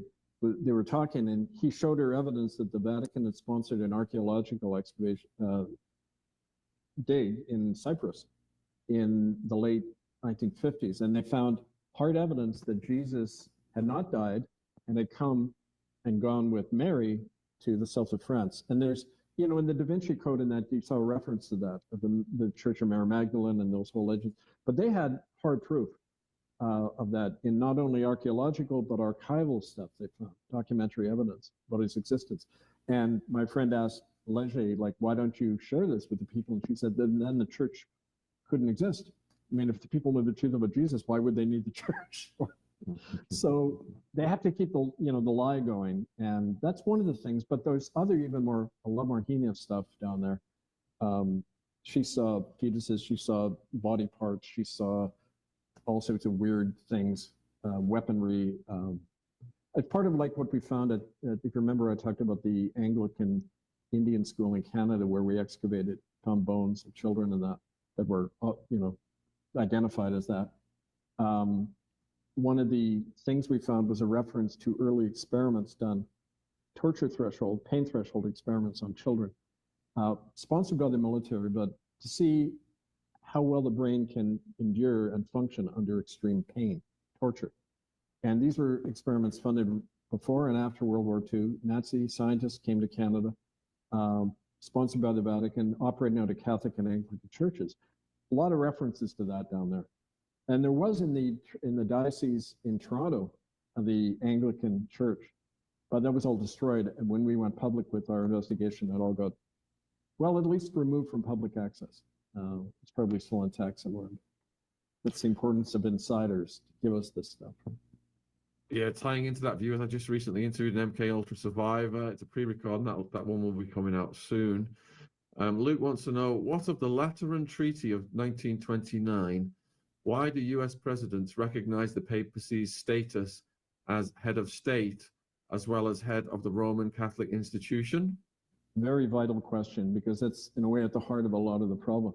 Lateran Treaty, like I just talked about, the Lateran Treaty continued unlawfully, because in the Cold War environment, the West needed the Catholic Church as a bulwark against the left, which is very large in Europe at the time. And also to, the permanent arms economy after World War II, it kept the world economy going. You need to create continual enemies everywhere. And the Catholic Church is great at doing that, right? So yeah, that's why the Lateran Treaty was kept. It's an illegal document now, but people still acknowledge it. And I already answered that thing about the U.S. government, recognizing the Vatican as a head of state, or as a state when it isn't. It's a fairy tale, right? You're getting asked whether you thought it was inappropriate of Trump to do the AI picture of him as a pope. I think it's inappropriate. I mean, the guy's a clown, he's a showman. And I don't think, I'm not even sure why Catholics were offended by it. It's just it's a farce. Why get upset about a farce? D wants to know, is the Pope an extension of the head of the Roman Empire? Well, he is the head of the Roman. That's the point. It's got a Christian veneer on it, but it's in every way, ideologically and politically, the way it operates. It is the Roman Empire. His title, Pontifex Maximus, was the title of the Roman emperors. The great bridge between heaven and earth, Dies et Dominus, man and God. They believe that he's God and a man. It's to a Christian, it should be blasphemous. And yet, what's really weird, Shaun, is this belief in Christ can coexist alongside this belief in Antichrist. And no wonder it makes people nuts, right? Do you think that these priests were violated as children, and that's why they become violators? Well, that's the rhetoric. You can't really blame them because they were harmed as children. Everyone has a choice. I mean, I was harmed as a child in a hospital in Toronto. It didn't make me a child rapist. I mean, you can choose which way you want to go, right? But if you're in an institution that says, yes, you can harm children and get away with it, in fact, we encourage you to, everyone in the world who's like that knows they can become a Catholic priest and be protected. So who does that attract, right? Yeah, and look at all the people who are violated as kids and don't go on to commit crimes. Right. And these predators go to places where they can access kids, and there's nothing more trusted by some people than a Catholic priest with the kids, and it's just instant access. Bob wants to know, is the new Pope a modernist? No, nothing indicates he is. He's opposed to the ordination of women. He backs 100% the policy of Crimen, of protecting those who harm children within the church. So yeah, no, he isn't. Do you believe that we will always have Pope? That's from Amy. I sure hope not. I think we should do everything possible to disestablish that institution, because you don't need it. If you're a Christian, Jesus never talked about popes, bishops, any of that. Go back to the source, read your scripture, and just follow that. You don't need any human institution. What is a pope? That's from Chris. I'm really asking. You mean officially, what is he? He's the Bishop of Rome. Pope is a neurolinguistic term designed, it's from Papa, father. He's everybody's father, you see.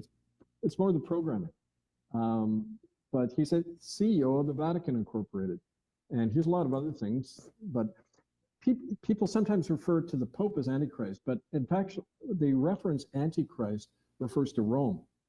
And in the book of Revelation, they talk about the beast with the 7 heads, 7 hells of Rome. The power in Rome, systemically, is Antichrist. And when it sits on the chair, the papal chair, becomes that and embodies it. Right? You could think of it as a spiritual possession, right? Very much. Claudia wants to know, what happened to Pope John Paul I? Well, we talked about that. They killed him, poisoned him. What about the second? Well, he was brought in to cover. Karol Wojtyła, Polish guy.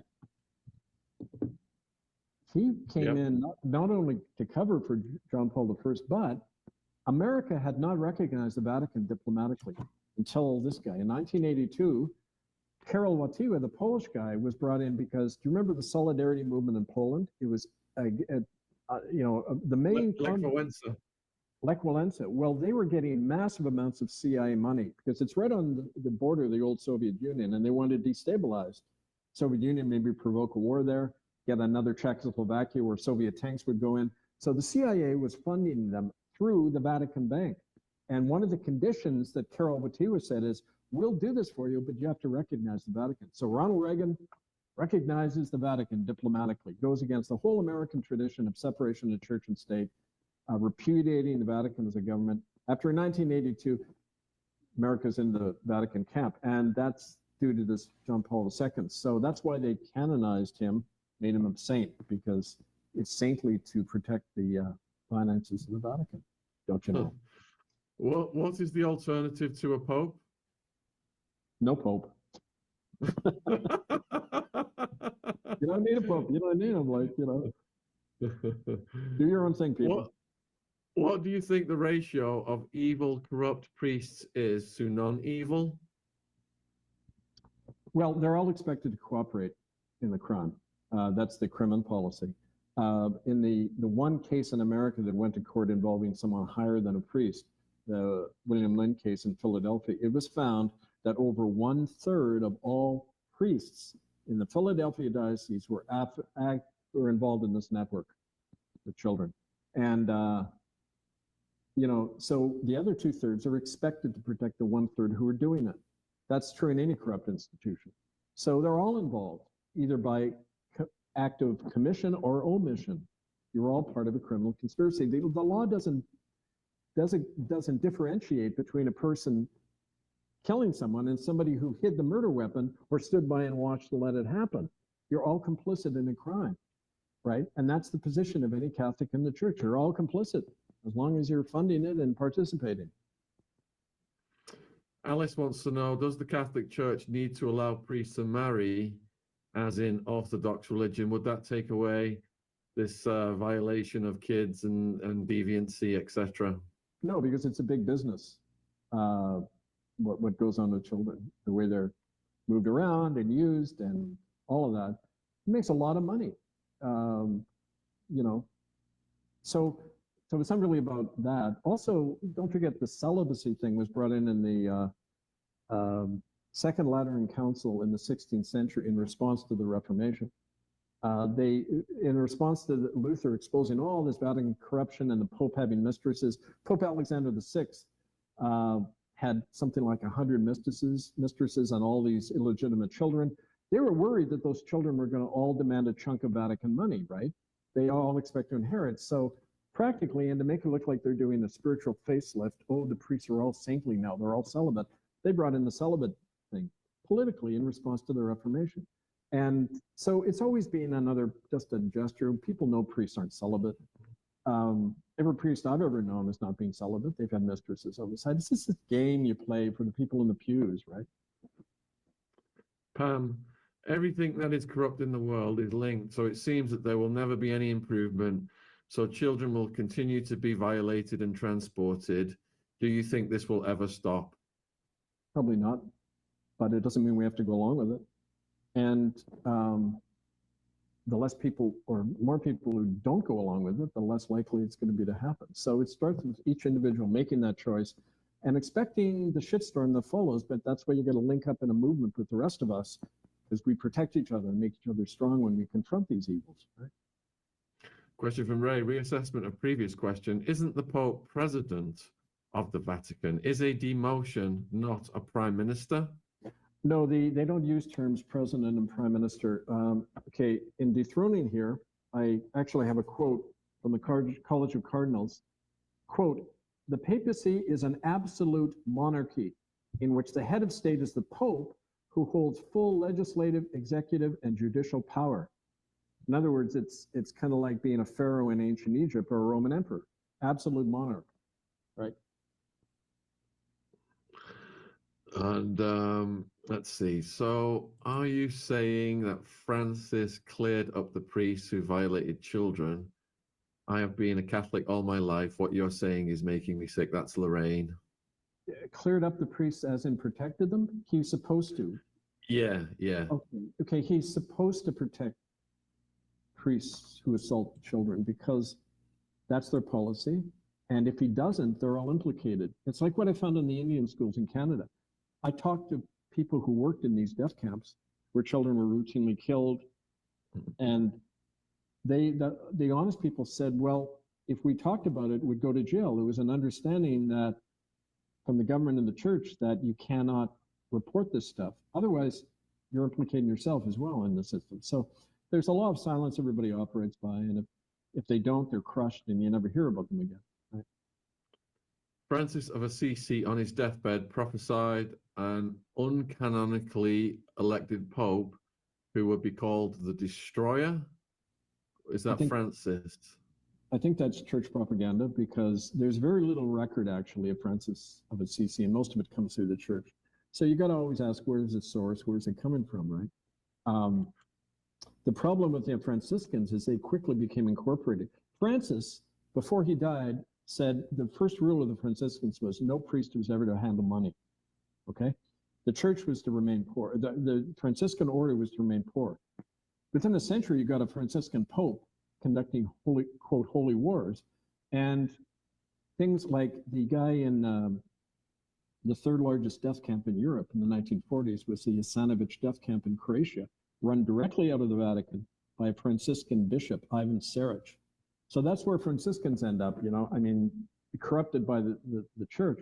So you got to always question these church kind of descriptions of Frank of Assisi. AE wants to know the names of all your books. Okay, well, my books you can see on Amazon. You can go to murderbydecree.com and go down the list. You'll see a lot of them listed. This is the one we're talking about, Dethroning a Rogue Power. And it was actually addressed to sympathetic people in the UN who are actually trying to move on it, trying to bring motions forward to have the Vatican expelled. And also just write to me, angelfire101 at protonmail.com. I can get you the books. Depending on where you live, I lecture and travel all over North America and Europe, and will be again in the fall. Claudia, have any clergy been shut down for trying to expose the violators? You better believe it. And I know a lot of them. When I got thrown out of the United Church, I was part of a group called the Ministers Mutual Aid.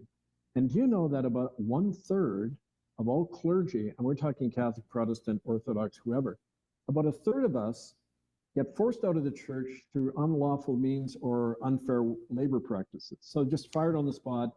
You know, the old guard don't like what your sermon was, you get canned, you know, and blacklisted. There's a lot of clergy out there, men and women, who are put through hell, but they don't want to make controversy. There's this whole clergy attitude that, well, we don't want to divide and upset people.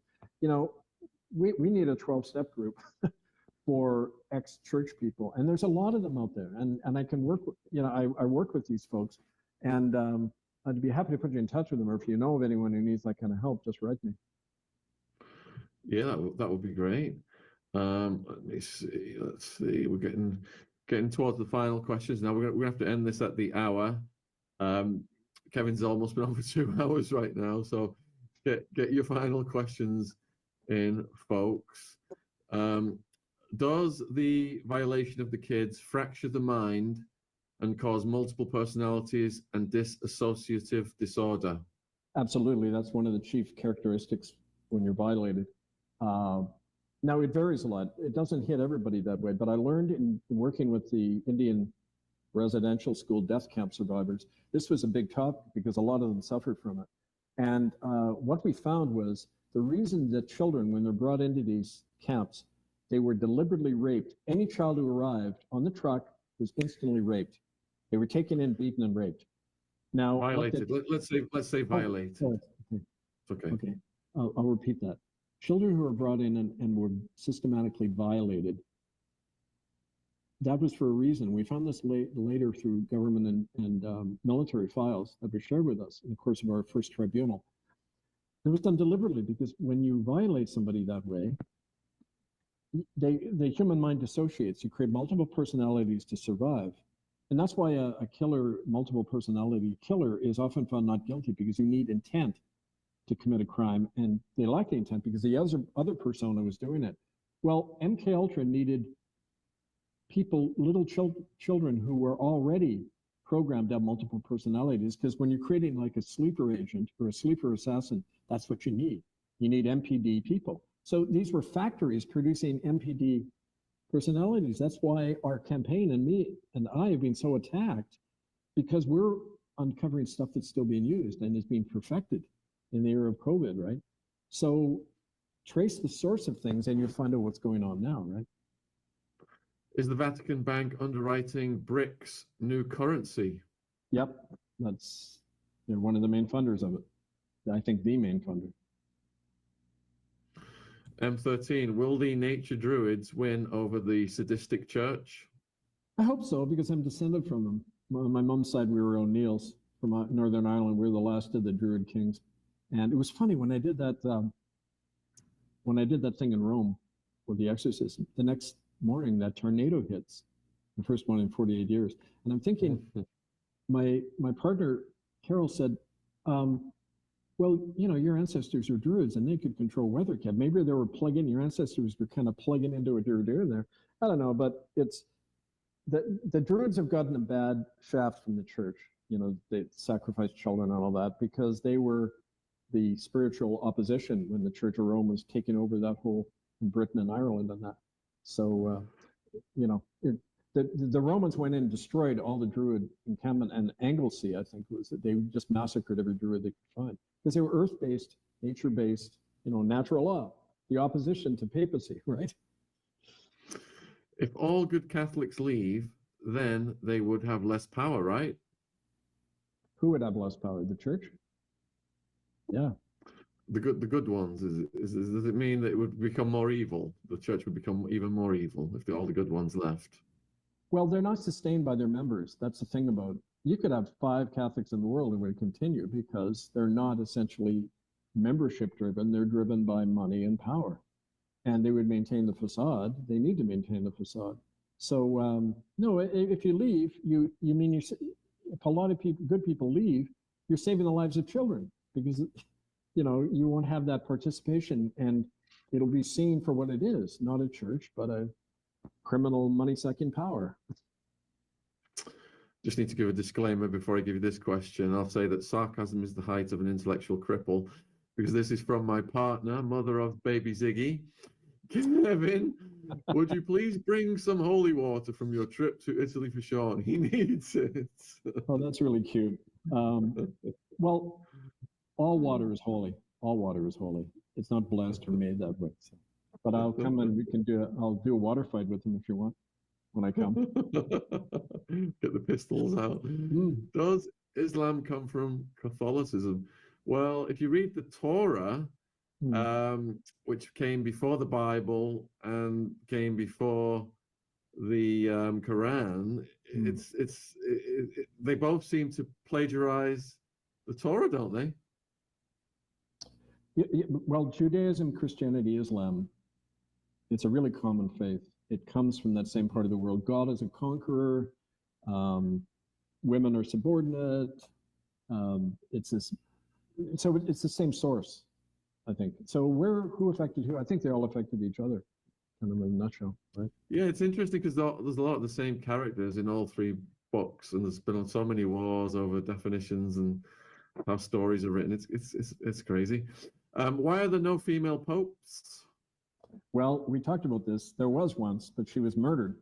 Pope Joan, the legend is that she was an English cardinal who hid herself. She was very smart and impressed people, I think around the 9th century. And she hid her sexuality on a papal procession in Rome. She got pregnant, and on a papal procession in Rome, she gave birth to the child. And when they found out, they thought it was a miracle at first, right? But then when they found out she was a woman, they killed her on the spot, her and the baby. And in Rome, you might want to look, there's supposed to be a monument there still to her.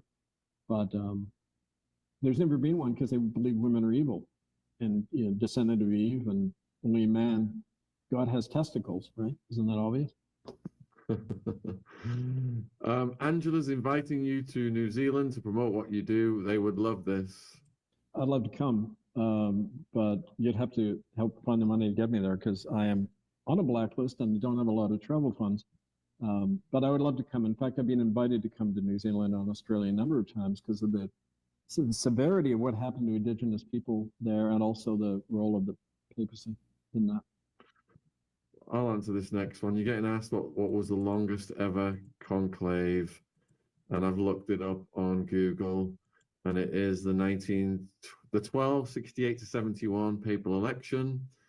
1268-71, following the death of Pope Clement the Fourth, was the longest papal election in history. There we go. That'd be interesting to look into. Yeah. Let me see. I think we're almost.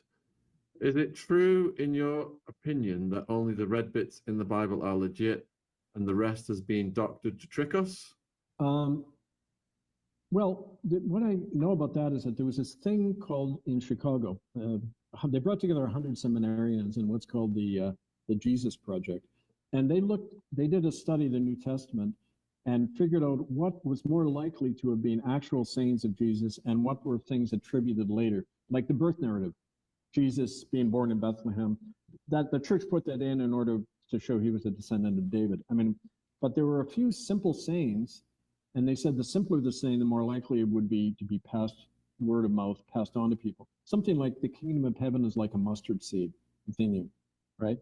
That saying likely came from Jesus. And they actually, I use this in sermons, and it was really great because the red lettered areas of the Bible were more likely to come from Jesus, and then black and gray indicated, no, they were created and attributed to him later by the church.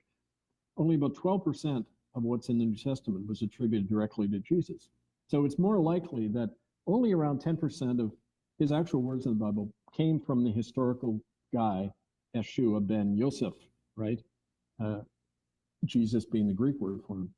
So when they have red bits in the Bible, I think it's not only that, but also to emphasize what the editors thought were the most important parts of the Bible. But I know that academic, scholarly consensus seems to be that the shorter the sayings from Jesus, the more likely it was that it was actually said by him. Do you know anything about the girl who was kidnapped, the father suddenly given a good job in the Vatican, subsequently her brother? I'm trying to remember that case. I remember it, and I'll have to look that up. I can't give a good answer to that right now, but it was connected to a guy who started, wasn't he an employee of the Vatican who started talking about Ratzinger? And then suddenly all these things, he got arrested and put in a Vatican prison. You see, they have their own prisons. They can lock up church dissidents and the law can't touch them. This guy was in a Vatican prison and then his child died and all that. So yeah, it was to shut him up. Is the Pope going to tell us what happened to Emmanuel's Orlandi? I think is that the guy we're referring to? I'm not sure. Otherwise, I'm not sure who Orlandi is. Do you know anything about Pope Peter and the upside down cross? There are upside down crosses in the Vatican. That's part of the myth. Peter was never a pope. That comes from the whole basis of the church claiming, that they have authority is that Jesus said, I'm going to build my church on Peter, when he wasn't talking about establishing a church. That was just editorialized later. Right, we're almost at the hour, folks. And here we go. Do you know anything about Melbourne being built on ley lines and used for satanic rituals? Melbourne. We've done a lot of work on Melbourne, the whole thing. Toos von Nieuwenhuis, who was in the Ninth Circle, was taken to Melbourne as a child. She was taken into not only hospitals, but military facilities, and was used experimentally. She saw children in cages there, having weapons tested on them, chemical weaponry and that. We've done a lot on Melbourne. I can't go into great detail here, but write to me. I can send you stuff, and if and when I come to Australia, it definitely is a place to hit. And one of our people, Georgina Cameron, who was investigating that, got killed. And we know who did it and people in the church responsible. So yeah, please write to me. Kevin is on his A game, Sophia. He's been absolutely on fire tonight. Obviously, that this Pope story is one of the biggest stories in the world right now. And he's extremely busy. He's been very generous, spending 2 hours with us. And thank you, everyone, for keeping your questions on point. This has been absolutely fascinating. Is there anything you'd like to say in conclusion, Kevin?